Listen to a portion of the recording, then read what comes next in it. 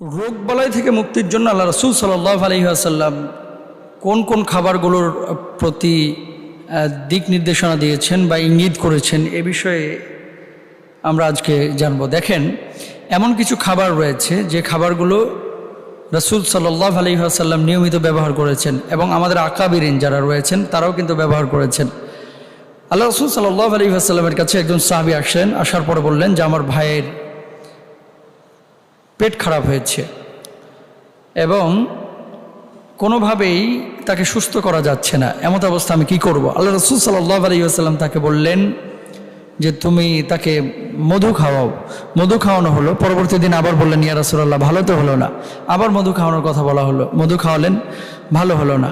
তৃতীয় দিন যখন আল্লাহ রাসূল সাল্লাল্লাহু আলাইহি ওয়াসাল্লামের কাছে বললেন, নবীজি সাল্লাল্লাহু আলাইহি ওয়াসাল্লাম বললেন যে মধুর সমস্যা নাই, তোমার ভাইয়ের আসলে অন্তরের সমস্যা রয়েছে, অর্থাৎ মানসিক সমস্যা রয়েছে।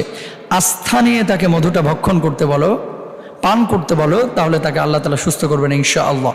কারণ আল্লাহ রাসূল সাল্লাল্লাহু আলাইহি ওয়াসাল্লাম বলছেন যে এই মধুর মধ্যে আছে শিফা।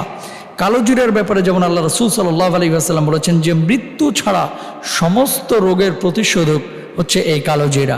তারপর আল্লাহ রাসূল সাল্লাল্লাহু আলাইহি ওয়াসাল্লাম মেথি ব্যবহার করতেন, স্বর্ণের চাইতেও দামি হচ্ছে এই মেথি। এভাবে তাদের সাহাবী রিদওয়ানুল্লাহি আনহুম আজমাইন গ্রহণ করেছেন, আল্লাহ রাসূল সাল্লাল্লাহু আলাইহি ওয়াসাল্লাম গ্রহণ করেছেন। কালোজিরা যদি আপনি গ্রহণ করেন আপনার ত্বক ভালো থাকবে।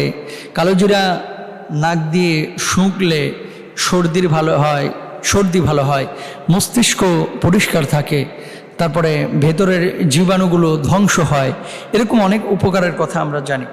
আজকে গ্যাস্ট্রিকের যে সমস্যাটা বাংলাদেশের মানুষের, দেখেন রাসূল আকরাম সাল্লাল্লাহু আলাইহি ওয়াসাল্লাম তৈলাক্ত খাবার কিন্তু আমরা যেভাবে খাই সেভাবে কিন্তু আল্লাহ রাসূল সাল্লাল্লাহু আলাইহি ওয়াসাল্লাম খান নাই।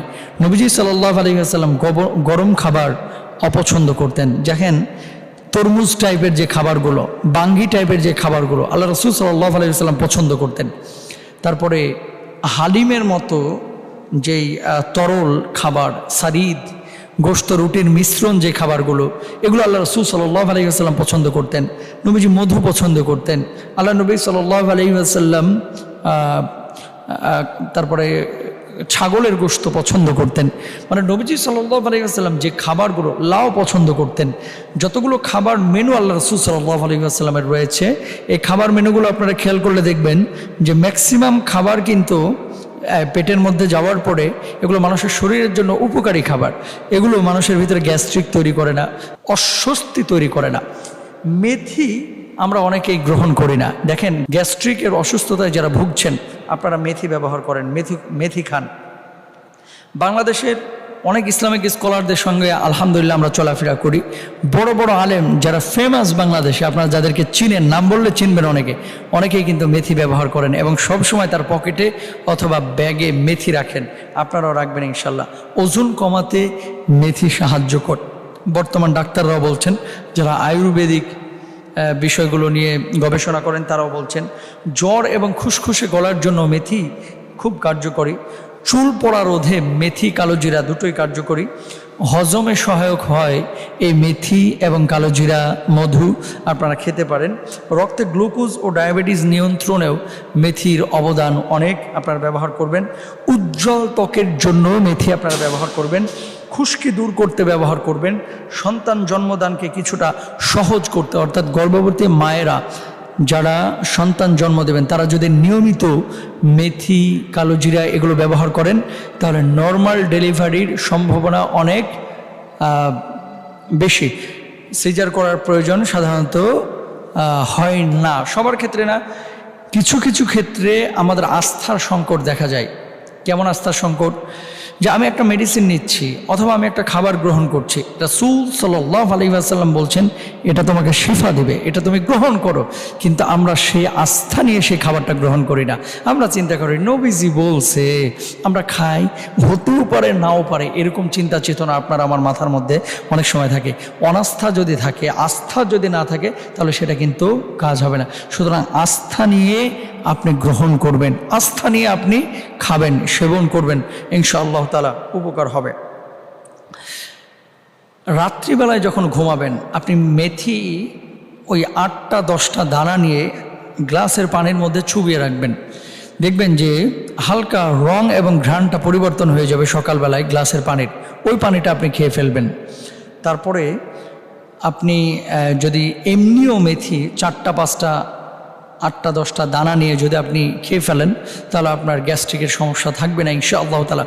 এই আমলগুলো কেন আপনাদেরকে বলছি, বাংলাদেশের একটা জরিপ দেখলাম, একটা গবেষণা দেখলাম, একটা হিসাব দেখলাম, যেখানে বলা হচ্ছে একটা এলাকায় যে পরিমাণ খাবারের, একটা জেলায় ধরেন কথার কথা যে 4000 কোটি টাকার খাবার লাগছে 2-3টা জেলা মিলে 2 মাসে, 3 মাসে, 4 মাসে, 5 মাসে, এই 4000 কোটি টাকা খাবারে যেরকম খরচ হচ্ছে, গ্যাস্ট্রিকের ট্যাবলেট নাকি মানুষ এই পরিমাণ খরচ করে, অর্থাৎ কিনে গ্যাস্ট্রিকের ট্যাবলেট, পেটের পীড়ার জন্য ট্যাবলেট, তারপরে অস্বস্তির জন্য বিভিন্ন ধরনের মেডিসিন, গ্যাস্ট্রিক অথবা পেটের পীড়া, পেট খারাপ হওয়া অথবা অন্যান্য অস্বস্তিকর পরিস্থিতি, অনেকের ওই যে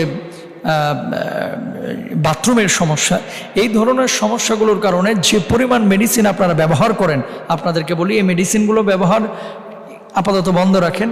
মেথি, কালো জিরা এগুলো ব্যবহার শুরু করেন, দেখেন উপকার পাবেন ইনশাআল্লাহ তাআলা, নিঃসন্দেহে উপকার পাবেন। কারণ রাসূল সাল্লাল্লাহু আলাইহি ওয়াসাল্লাম যেটা বলেছেন এটাই আসল বিজ্ঞান, এটার মধ্যে কল্যাণ রয়েছে, এটার মধ্যে উপকার রয়েছে।